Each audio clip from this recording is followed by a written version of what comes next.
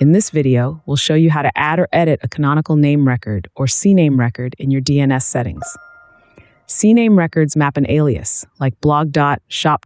Or any other subdomain to your main domain, such as wix.com.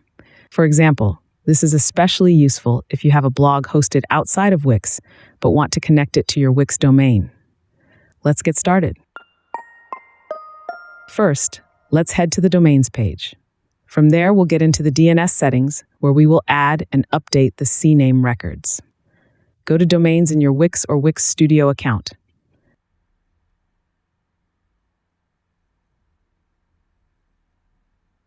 Click the Domain Actions icon next to your domain and select Manage DNS Records.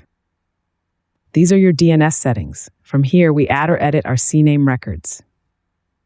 To add a CNAME record, click Add Record in the CNAME section. First, enter the host name in the host name field. The host name in a CNAME record is the alias or subdomain you want to connect to another domain. For example, if you're setting up a blog hosted outside of Wix, you might use blog as the host name to direct blog.mywebsite.com to the external server. It essentially labels the subdomain you're mapping and helps route traffic to the correct destination. Then enter the web address in the value field. The value field in a CNAME record is the destination domain that the alias or host name points to.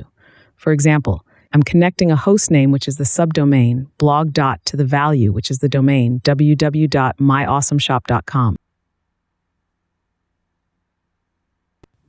Finally, click Save, then Confirm by clicking Save Changes. Now, to edit a CNAME record, hover over the CNAME record you want to update and click Edit.